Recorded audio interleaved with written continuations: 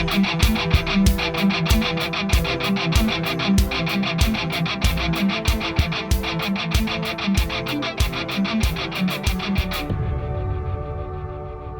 is Jerome Corsi, and today is Friday, April 28th, 2023. Thank you for joining us.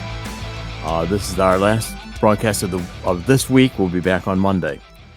Let's get right into the news today. There's quite a lot going on. First story I want to cover is a pretty remarkable one. The Federal Reserve has now announced that in July, it's only 2 months from now, it's going to launch what they call now this FedNow service. Okay, this is the beginning of the central bank digital currency. They have a website, and I do encourage people to go to their website, which is frbservices.org. I think you just type fednow.com and it comes up. Essentially what this is, it's a payment system. In other words, what happens when banks, when you, for instance, want to wire money or when you want to use electronic banking to pay a credit card or to pay a bill of any kind, the money is sent electronically between the banks. The banks settle it, shows up in your account.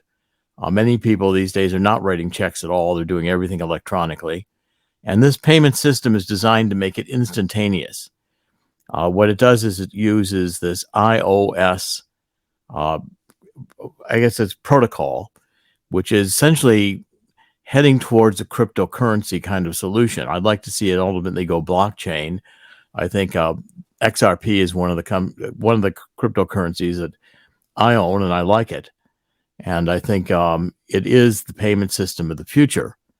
The government's going to try to do, the Federal Reserve thinks that this is, and by the way, I say that I want to make sure that everybody understands where my self-interest is, and I want to distinguish that so everybody knows where, when I'm promoting things, that as we have sponsors, which we benefit from.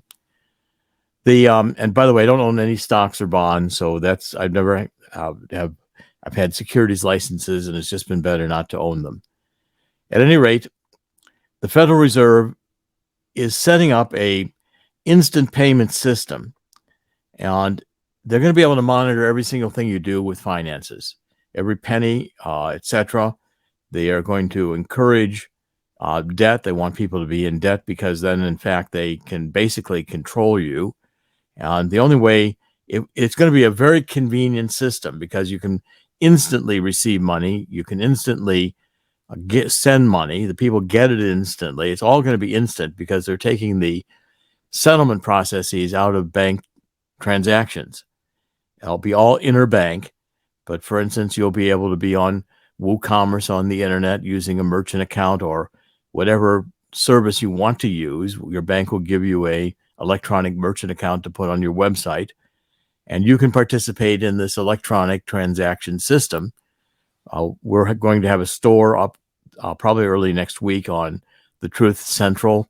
We had to go through setting up with a merchant account and getting all that to work with the website. That's going to be pretty easy to do in the future, and most people are going to be able to accomplish it very, very easily. But it's also going to give government greater control. And if the government doesn't like what you're doing, they can switch it off.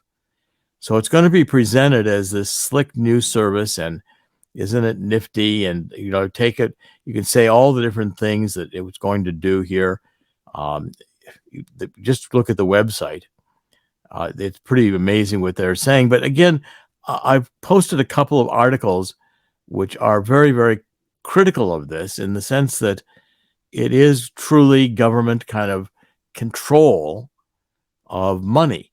And I think that there is essentially a need to have tangible money. It's why I'm very happy that we have Swiss America on as a sponsor. We'll talk about that in a minute, gold and silver. But getting rid of currency, which is rapidly being inflated out of value. And if you're not following it, please start following this debt ceiling discussion in Congress, because what's becoming apparent is that we've got so much federal debt. Now we're at over $30 trillion in debt that we have created really a Ponzi scheme. We've got to pay off so much interest that we're just printing money to pay off the interest. They call it the modern monetary theory, the end result of fiat currency is, since it's not based on anything, it's not based on gold, it's just hypothecated. You can print as much of it as you want. But the problem is, if you print too much, get the money supply to increase too dramatically, you're going to cause inflation. And that's, in fact, largely what we've done with these. The Biden administration is spending trillions of dollars, a trillion here, a trillion there, and it's all deficit spending. And no one seems to care. So when it comes to Congress, the Republicans aren't going to have a balanced budget. And certainly they don't want to cut back Medicare or Social Security. So we're in a Cloward-Piven situation. Cloward-Piven were two sociologists who in the 1970s, I believe at Columbia, came up with this theory that the way to destroy government, they were neo-Marxists, and of course neo-Marxists always want to destroy capitalism. They want to destroy, they can only destroy, they can't create, would be to have so much social spending that the government went bankrupt. And essentially the credit crisis, which is going to hit, is going to send the economy into a very, very deep crisis. And it's going to happen quickly. Now, that leads me to the second story I want to cover, because I think these are, again, very related stories. And the second story has to do with this. It's a bit mathematical. I'm going to take a minute to try to explain it to you and make sure everybody follows along. Anyone who took high school algebra probably was introduced to logarithms. And my guess is if you did study them in high school, you've largely forgotten about them because they're not entirely easy to understand. Okay, now I'm going to take a minute to explain what logarithms are. And they're basically the inverse of exponentials. Okay, now that's hard to, again, it's going to stick with me on this. For instance, if you have 10 times 10,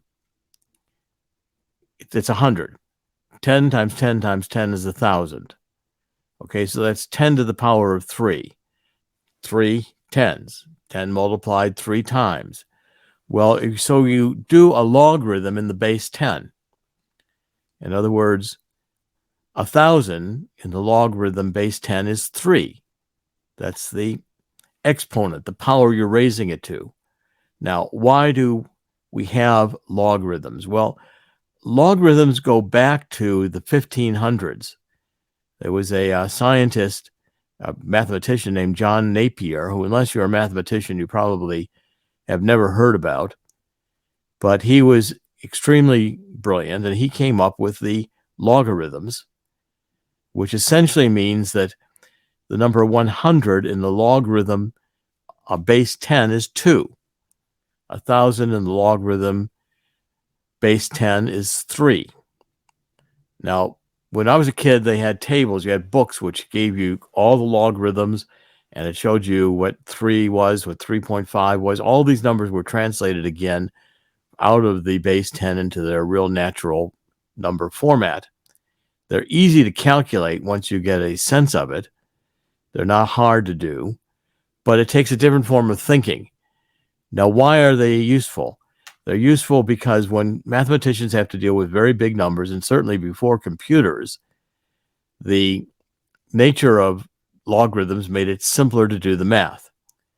Today, they are used still, but again, as I say, they're not common like they used to be when I was a kid. We use computers. Computers are using logarithmic functions. We're not even aware of it because it's just automatic. We just use the devices, and we're not thinking about internally how they operate. Now, the thing with logarithms is that when you look at these big numbers in a logarithmic pattern, the curve tends to be gradual, and then suddenly there's a steep decline. It changes. If you know mathematics, these are kind of like asymptotes. They're parabolic curves, as it were, that curve up and then they sharply curve up, and they rapidly can approach the axis of a graph, the x and y axes, but approaching zero but never reaching zero. It's an asymptote. At any rate, sharp declines are mathematically part of the way math works. And in other words, it's not a straight line function. It's in a sense nonlinear. But the point is that what we're experiencing in the economy today is that we are going into a logarithmic decay. That's what it's called. It's called logarithmic decay. So it's a great way to describe the social and economic kind of crisis we're facing, because first of all, it appears gradual. We see the deterioration of finances is gradual. We went through the OPEC oil crisis. We got through that. Of course, the economy crashed. Gold and silver doubled in price in the 1970s, early 80s. And we went through the 2008, 2009 subprime real estate crash. And again, gold doubled. The economy crashed. And we thought that's okay. Well, those two were just the warm-up, because now we've got such massive debt. And with commercial real estate being vacant, we're going to have a massive collapse. I'm not sure what the trigger is going to be, but it's going to happen. At the same time, we're also a social ticking time bomb, because we've got various insanities. This critical theory, which is Neo-Marxism, it comes out of the Frankfurt School, Neo-Marxists who were trying to revive and restore Marx in Weimar Republic, Germany, 1930s, and Germany, 1930s, which we're still fighting. I mean, these things don't go away. It was a fight between the two factors of the left. The Nazis were National Socialists. They did believe in private enterprise, but they wanted it controlled by government. They're kind of like Klaus Schwab. They thought most people should have safety nets. We'll give you some free government-paid vacations if you behave. It will control the economy. International corporations will run everything, and the governments will be the partners of the multinational corporations. That's Klaus Schwab, World Economic Forum. Those were the Nazis. They were not right-wing. They were not conservative. They were National Socialists, and they opposed the communists. The communists believe there shouldn't be private property. The state should own everything. Collectives should run everything. And you don't have private individual rights. You've got collective rights. That was Marx. Well, Marx thought that in 1848 there was going to be a revolution of workers all across Europe. It didn't happen. In the United States, we began developing labor unions. The workers did not rise up like Marx thought. This is what my new book is going to be about, the book I've just written. It's in press, about the truth about Neo-Marxism, the cultural Maoism, and anarchy. That ultimately, what happens with the revision of Marxism, it produces this critical theory. And the critical theory combined with postmodernism means we get what we're seeing right now in terms of the gender wars, in terms of all the racism, all these issues. It will pass. But in the moment, it's a deeply disruptive force, and was meant to be a deeply disruptive force. These social forces of critical theory combined with the economics of huge, massive, unmanageable, unsustainable debt make inevitable a crash. Chris, do you want to comment on this? Marxist governments throughout history have looked for the ingrates in society, the people who are complaining about something, not necessarily the workers. Marx said the workers are going to do that, but real Marxists know that the only way their governments are ever going to succeed is with total cooperation from the citizenry. So they need people who want things done their way. This is what's happening in America. You have these fringe groups who are screaming about getting special rights. The Marxists in the government are promising this to them as long as they back that type of legislation and the direction they're going. This is how you build a left-wing or a far-left government. It comes out of Gramsci, who was an Italian communist, and he basically saw that Marx failed. Marxism didn't work. And so he redid Marxism to say you've got to have a cultural war. You've got to attack the culture of capitalism, which is consumption, it's work, it's labor, it's family, it's individual enterprise, it's God-given rights, etc. You got to attack that. And that's what we're going through. Then it gets attacked at a time when we learn how just to print money and not deal with serious economic issues that require discipline. We deal with politics that are out of control as well. And over time, what you get is chaos. It's manufactured chaos, and this is something you're going to be explaining in this upcoming book as well. Yeah, this is going to be a more difficult book to read, but if anyone persists through it, I think it'll be out in November, I believe. You will see that we're dealing with a different reality. We're dealing with the neo-Marxists who live in a different world. They don't believe in objective values. They think we can posit our values to be what we want. And they believe, like John Lennon, let's reimagine education. Let's reimagine police. We don't need any police. We need to reimagine it. Yeah, well, they reimagine chaos is what they reimagine. And it's almost like schizophrenia, which I point out in the book.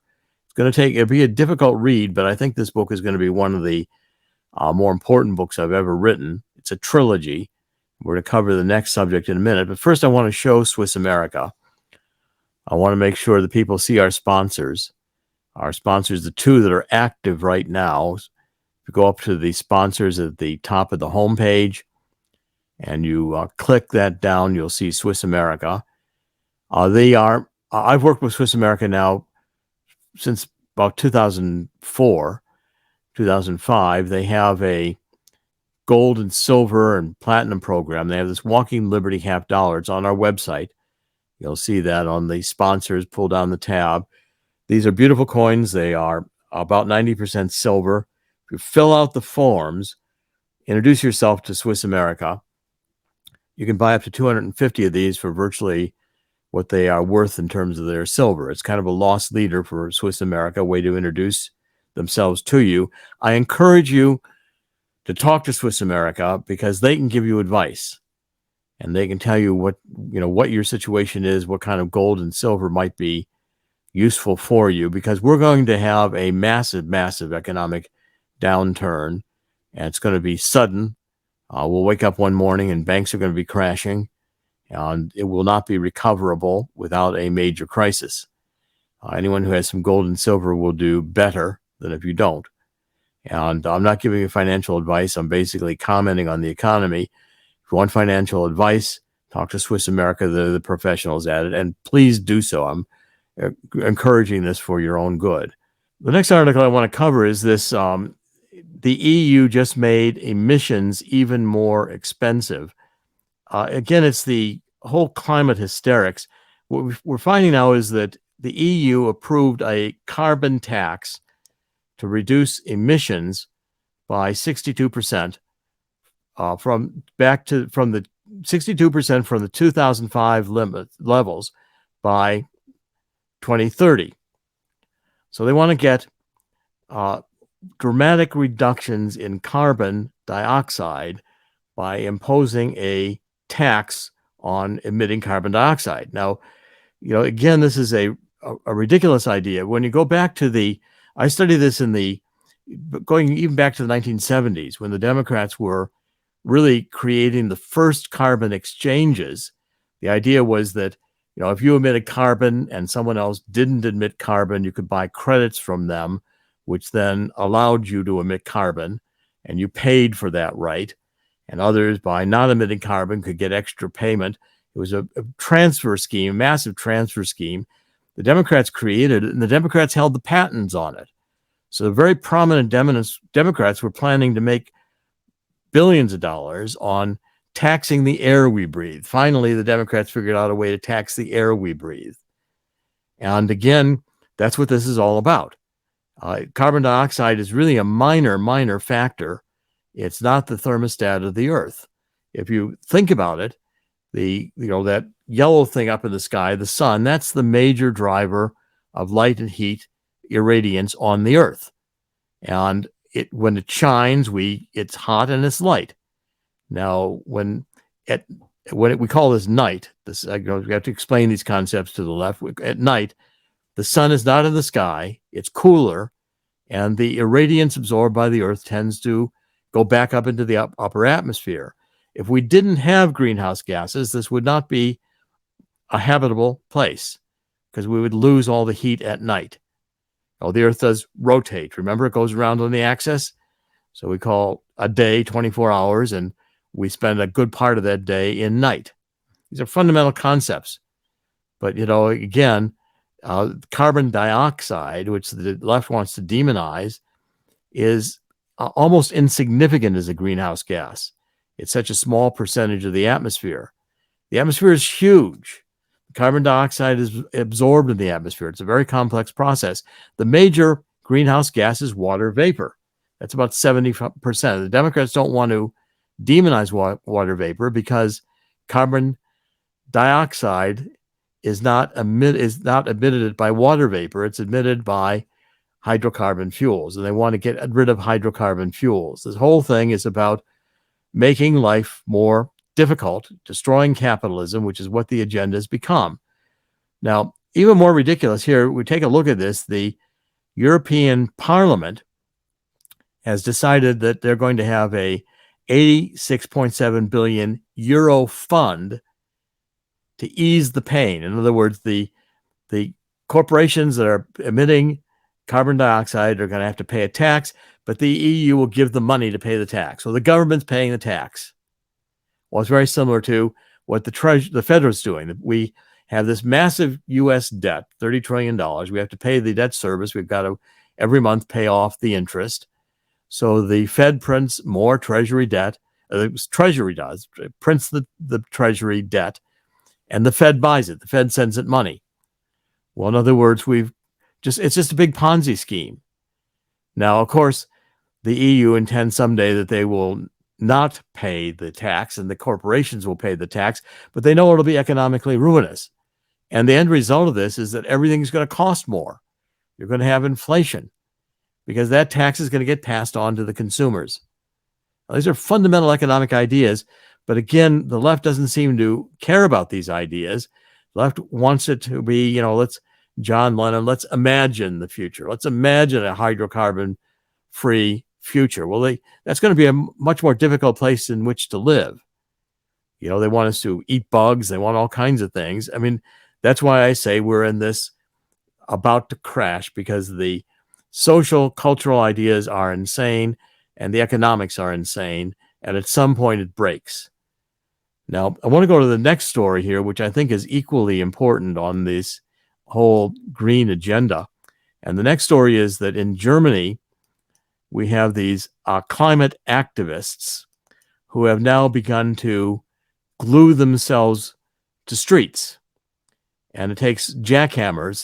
This glue that they've developed is a glue that there's no solvent that readily removes it. So you have to come out and take a jackhammer and take part of the highway up with it.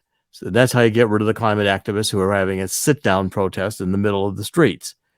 So these members of a group called the Last Generation descended on Berlin earlier this week, and they started gluing themselves to streets all over the German capital where they blocked roads.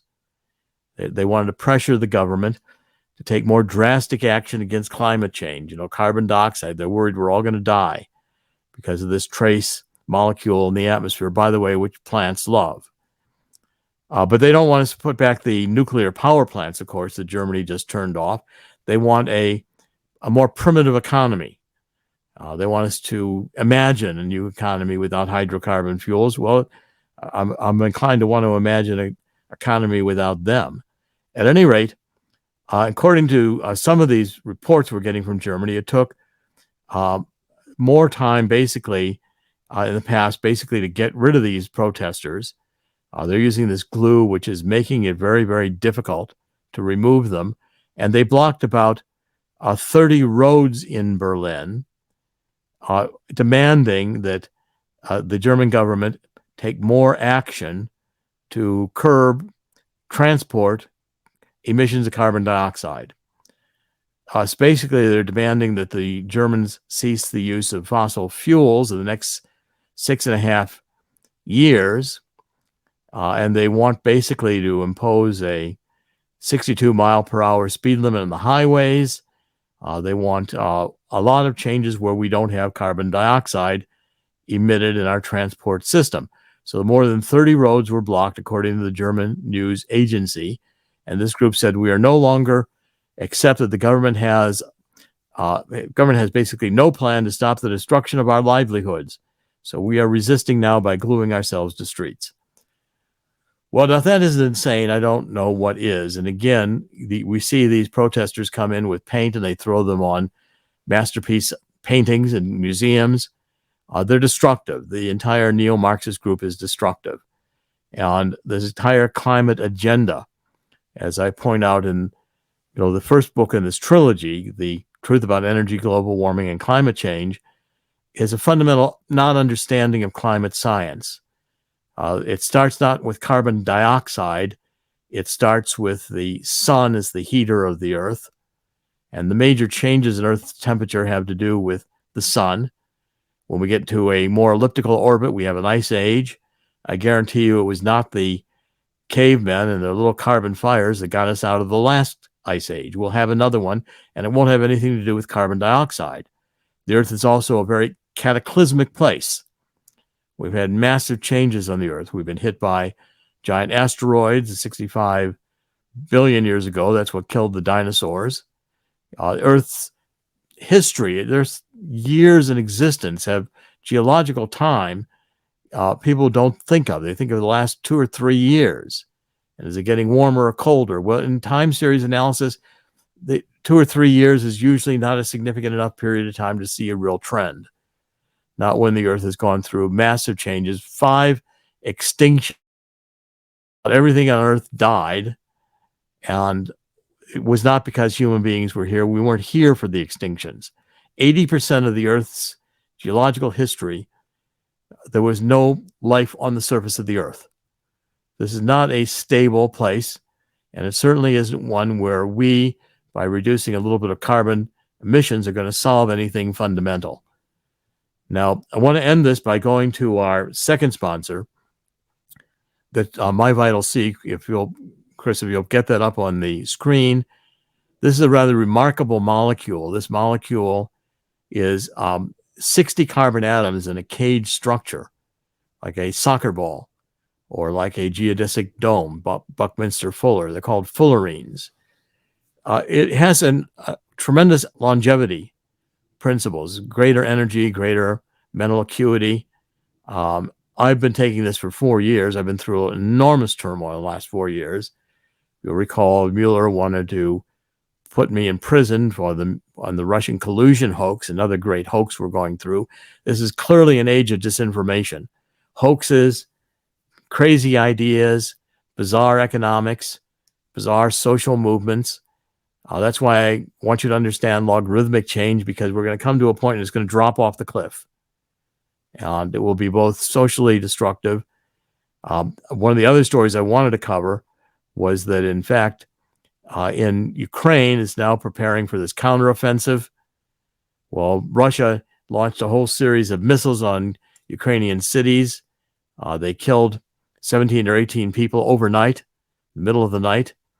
That's Russia's answer to the counteroffensive. The counteroffensive, they've got all of these tanks and missiles and everything that the NATO countries have given Zelensky and the Ukrainians. These are basically neo-Nazi fighters. And we're still going through World War II. I mean, the entire left, which I continuously point out, was neo-Nazis were today the descendants of the National Socialists. And they are left. They want to have World Economic Forum power, control over our lives. Communists want to have control over our lives, but they don't want us to own anything. My Vital C is something you can do to get your own health in your own hands. It's decentralization. You're not dependent upon the government. You can begin to take supplements and this one I solidly recommend. I think if you'll try it, it's even for pets. Cats and dogs love it. If you'll try the My Vital C.